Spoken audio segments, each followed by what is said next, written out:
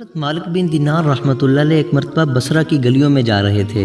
راستہ میں ایک باندی ایسے جاہو جلال اور حشم و خدم کے ساتھ جا رہی تھی جیسا کہ بادشاہوں کی باندیاں ہوتی ہیں۔ حضرت مالک رحمۃ اللہ علیہ نے اس کو دیکھا تو آواز دے کر فرمایا کہ اے باندی، تجھے تیرا مالک فروخت کرتا ہے یا نہیں؟ وہ باندی اس فکرے کو سن کر حیران رہ گئی، کہنے لگی کیا کہا، پھر کہو۔ انہوں نے پھر ارشاد فرمایا، اس نے کہا کہ اگر وہ فروخت بھی کرے تو کیا تجھ جیسا فقیر خرید سکتا ہے؟ فرمانے لگے ہاں، اور تجھ سے بہتر کو خرید سکتا ہوں۔ وہ باندی یہ سن کر ہنس پڑی اور اپنے خدام کو حکم دیا، اس فقیر کو پکڑ کر ہمارے ساتھ لے چلو، ذرا مذاق ہی رہے گا۔ خدام نے پکڑ کر ساتھ لے لیا۔ وہ جب گھر واپس پہنچی تو اس نے اپنے آقا کو یہ قصہ سنایا۔ وہ بھی سن کر بہت ہنسا اور ان کو اپنے سامنے لانے کا حکم دیا۔ جب یہ سامنے پیش کیے گئے تو اس آقا کے دل پر ایک ہیبت سی ان کی چھا گئی۔ وہ کہنے لگے کہ آپ کیا چاہتے ہیں؟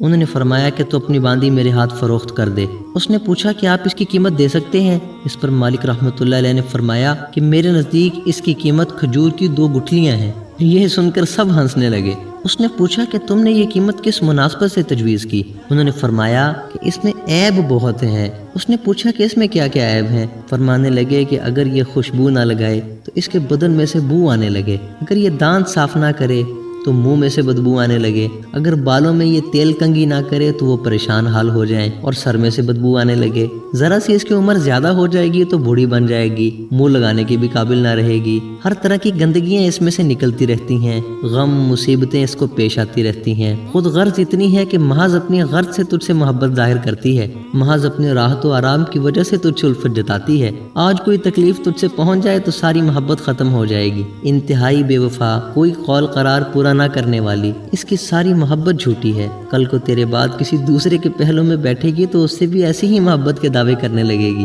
میرے پاس اس سے 1000 درجے بہتر باندی ہے جو اس سے نہایت کم قیمت ہے، وہ کافور کے جوہر سے بنی ہوئی ہے، مشک اور زعفران کی ملاوٹ سے پیدا کی گئی ہے، اس پر موتی اور نور لپیٹا گیا ہے، اگر کھارے پانی میں اس کا آب دہن ڈال دیا جائے تو وہ میٹھا ہو جائے، اگر وہ مردے سے بات کر لے تو مردہ زندہ ہو جائے، اگر اس کی کلائی سورج کے سامنے کر دی جائے تو سورج بے نور ہو جائے، اگر وہ اندھیرے میں آ جائے تو سارا گھر روشن ہو جائے اور چمک جائے، اگر وہ دنیا میں اپنی زیب و زینت کے ساتھ آ جائے تو سارا جہان معطر اور چمک جائے۔ اس باندی نے مشک و زعفران کے باغوں میں پرورش پائی ہے، یاقوت اور مرجان کی ٹہنیوں میں کھیلی ہے، ہر طرح کی نعمتوں کے خیمہ میں اس کا محل ہے، تسنیم جو کہ جنت کی نہروں میں سے ایک نہر ہے اس کا پانی پیتی ہے، کبھی وعدہ خلافی نہیں کرتی، اپنی محبت کو نہیں بدلتی۔ اب تم ہی بتاؤ کہ قیمت خرچ کرنے کے اعتبار سے کون سی باندی زیادہ موزوں ہے؟ سب نے کہا شیخ وہی جس کی آپ نے ابھی خبر دی۔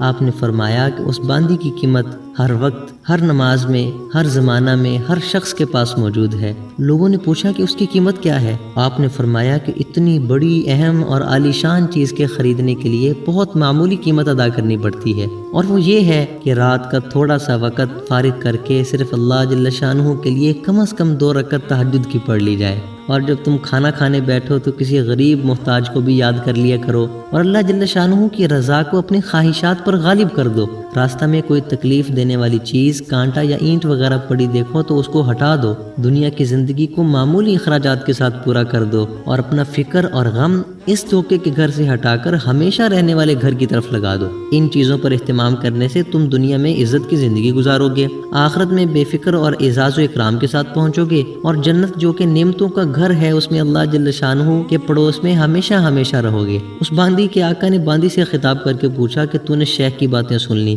یہ سچ ہیں یا نہیں؟ باندی نے کہا بالکل سچ ہیں، شیخ نے بڑی نصیحت اور خیر خواہی اور بھلائی کی بات بتائی ہے۔ آقا نے کہا کہ اچھا تو اب آزاد ہے اور اتنا سامان تیری نظر ہے، اور اپنے سب غلاموں سے کہا کہ تم بھی سب آزاد ہو، اور میرے مال میں سے اتنا مال تمہاری نظر ہے، اور میرا یہ گھر اور جو کچھ مال اس میں ہے سب اللہ تعالیٰ کی راہ میں صدقہ ہے۔ اور گھر کے دروازے پر ایک موٹے سے کپڑے کا پردہ پڑا ہوا تھا، اس کو اتار کر اپنے بدن پر لپیٹ لیا اور اپنا سارا لباس اتار کر صدقہ کر دیا۔ اس باندی نے کہا کہ میرے آقا تمہارے بعد میرے لیے بھی زندگی خوشگوار نہیں ہے، اور اس نے بھی ایک موٹا سا کپڑا پہن لیا اور اپنا سارا زیب و زینت کا لباس اتار کر صدقہ کر دیا، اور اپنے آقا کے ساتھ ہی ہو لی۔ مالک بن دینار رحمۃ اللہ علیہ ان کو دعائیں دیتے ہوئے ان سے رخصت ہو گئے، اور وہ دونوں اس سارے عیش و عشرت کو طلاق دے کر اللہ تعالیٰ کی عبادت میں مشغول ہو گئے، اور اسی حالت میں ان کا انتقال ہو گیا۔ اللہ تعالیٰ ان کی بھی مغفرت فرمائے، اور اللہ تعالیٰ ہمیں بھی مرنے سے پہلے مرنے کے بعد والی زندگی کی تیاری کرنے کی توفیق عطا فرمائے۔